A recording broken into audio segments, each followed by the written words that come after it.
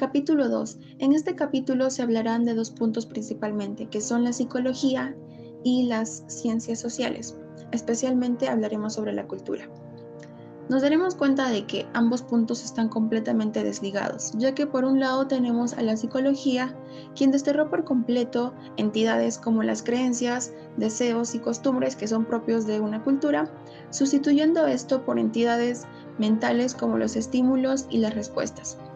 Por otra parte, tenemos a las ciencias sociales, quienes situaron las creencias y los deseos en las culturas y las sociedades, no en las cabezas de las personas individuales.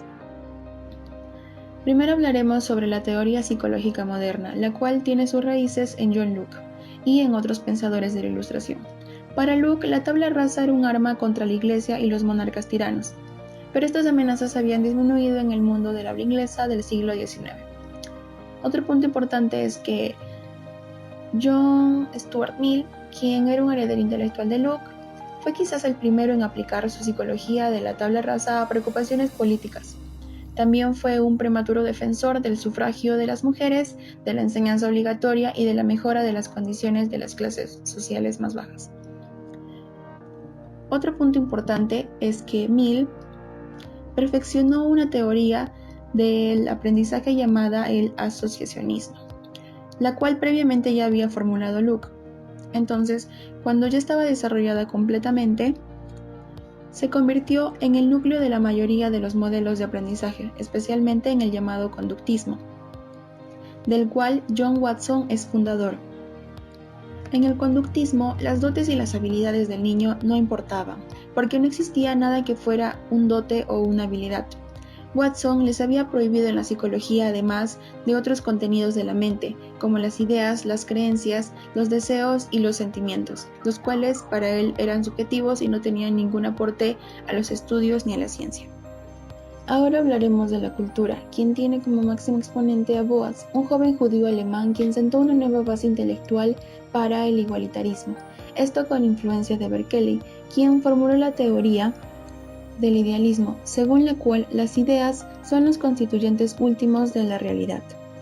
Boas propone que las diferencias entre las razas humanas y los grupos étnicos no proceden de su constitución física, sino de su cultura, un sistema de ideas y valores que se extienden mediante el lenguaje y otras formas de conducta social. Es por eso que menciona o está en desacuerdo en que se diga raza esquimal o raza judía. Para él, lo correcto sería que se venga a decir cultura esquimal o cultura judía. Capítulo 3. El último muro en caer.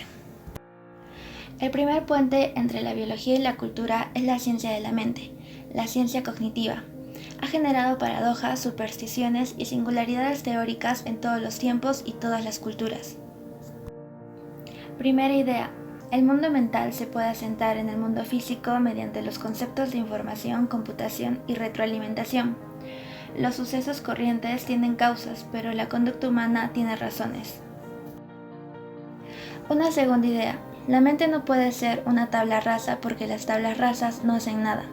Las personas tenían una idea completamente vaga de qué es la mente y de cómo puede funcionar.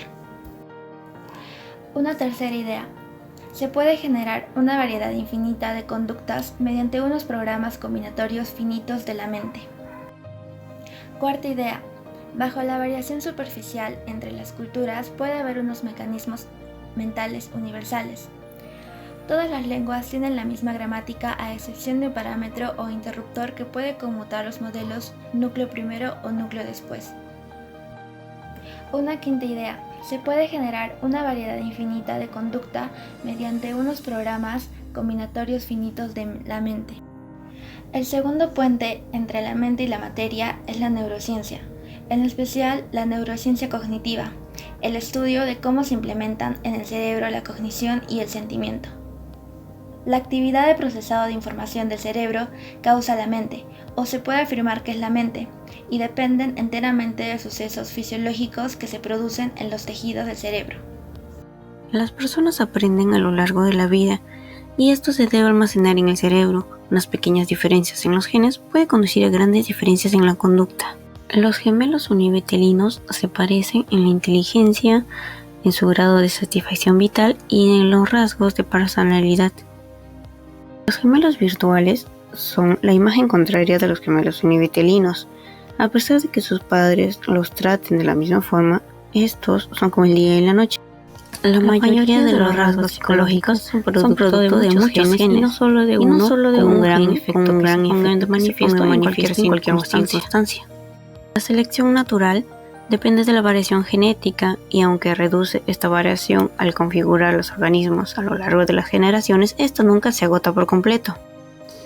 Nuestras personalidades difieren en 5 sentidos principales: introvertidos o extrovertidos, neuróticos o estables, indiferentes o abiertos a la experiencia, simpáticos u hostiles y concienzudos o irreflexivos.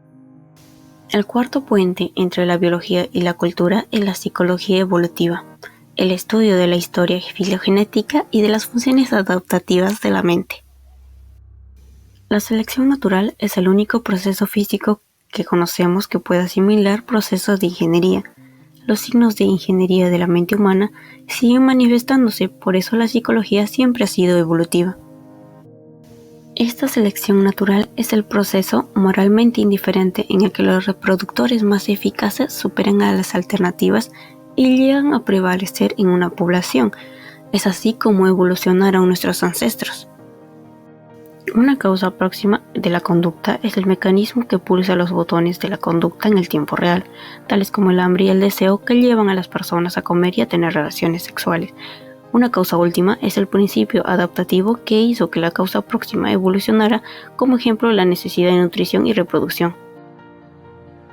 Donald Brown incluye en los universales humanos el conflicto, la violación, los celos, el dominio y la violencia de coalición masculina. La preponderancia de la violencia en el tipo de entorno en el que evolucionamos no significa que nuestra especie tenga ansias de muerte, una sed innata, ni un imperativo territorial, de modo que si el conflicto es un universal humano, también lo es la resolución de conflictos. Por último, el amor, la voluntad y la conciencia se encuentran en la descripción tradicional de la labor del alma y siempre se han opuesto a las funciones meramente biológicas.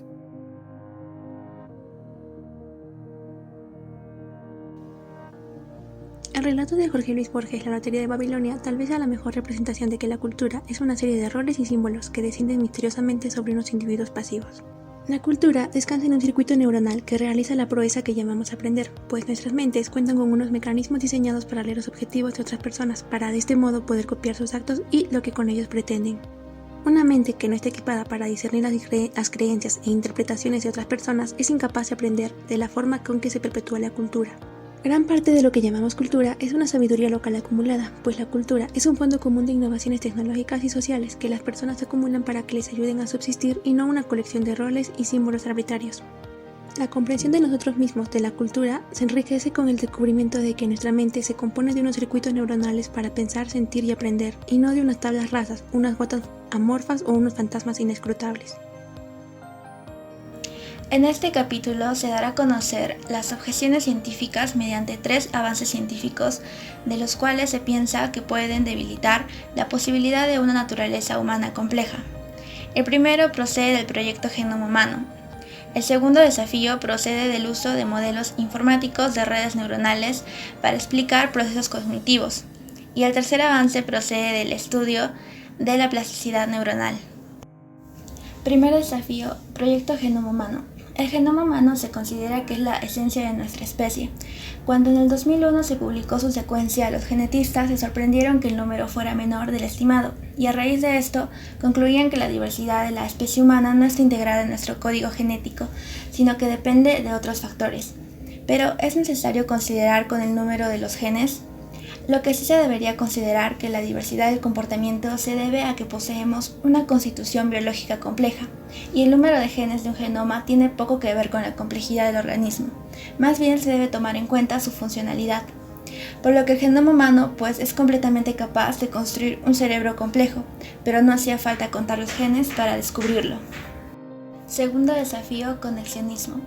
Algunos modeladores de la Escuela de la Ciencia Cognitiva llamada conexionismo sugieren que las redes neuronales genéricas pueden explicar toda la cognición humana con poca o ninguna adaptación para las facultades concretas, como el razonamiento social o el lenguaje.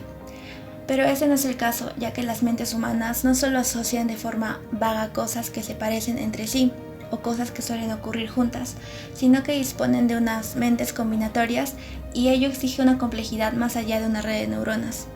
Una clara prueba es que una gran cantidad de pruebas de la neurociencia cognitiva demuestran que la combinación gramatical y la búsqueda del léxico las gestionan sistemas distintos en el cerebro y no una red asociativa única. Por lo que no es cierto que las redes neuronales puedan reemplazar la estructura mental compleja, más bien se convierte en un complemento de esta.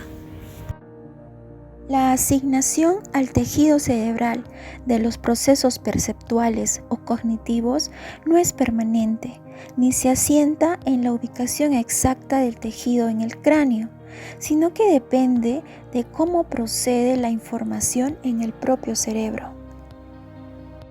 El descubrimiento de que el desarrollo del cerebro depende de la actividad cerebral podría no indicar nada sobre el aprendizaje o la experiencia. Únicamente que el cerebro se aprovecha de sus propias capacidades de transmisión de información mientras se cablea. Diremos también que la experiencia deja un rastro en el cerebro. El desarrollo neuronal y la plasticidad constituyen sin duda una de las grandes fronteras del conocimiento humano. ¿Cómo puede una cadena de ADN dirigir el ensamblaje de un intrincado órgano en 3 dimensiones que nos permite pensar, sentir y aprender? Es un problema que asombra a la imaginación. Deja a los científicos ocupados durante muchos años y desmiente cualquier insinuación de que estemos llegando al fin de la ciencia. ¿Qué hace realmente el cerebro cuando experimenta los cambios que llamamos plasticidad? La mayoría de las demostraciones de plasticidad implica una redistribución dentro de la corteza sensorial primaria, un área cerebral destinada a un dedo que se haya amputado o inmovilizado puede quedar absorbida por un dedo adyacente, o un área cerebral destinada a un dedo estimulado expande sus límites a expensas de un área vecina. ¿Y qué ocurre en el caso de las personas ciegas en quienes el braille absorbe la corteza visual? La sugerencia de que la corteza auditiva es inherentemente adecuada para analizar el input visual, la frecuencia en la audición se comporta de forma muy similar a como lo hace en el espacio en la visión. Esto no significa decir que la corteza auditiva primaria puede manejar el input visual de forma directa. Sigue siendo necesario que la corteza ajuste sus conexiones sinápticas en respuesta a los patrones del input. ¿Y qué ocurre con nuestra especie? La prueba más famosa de la plasticidad extrema de los seres humanos había sido la capacidad que tenían algunos niños de crecer con relativa normalidad, aunque se les hubiera extirpado quirúrgicamente todo un hemisferio en la infancia. Sin embargo, no parece que ocurra así. Hace varias décadas los neurólogos estudiaron a un niño que sufrió una pérdida temporal de oxígeno en el cerebro y perdió las áreas estándar del lenguaje del hemisferio izquierdo y sus imágenes especulares en el derecho. Aunque el niño solo tenía 10 días cuando se produjo la lesión, creció con dificultades permanentes para el habla y la comprensión. La plasticidad neuronal no es un poder proteico mágico del cerebro, sino un conjunto de herramientas que ayudan a convertir los megabits del genoma en terabits del cerebro, que hace encajar la corteza sensorial con su input y que implementa el proceso llamado aprendizaje.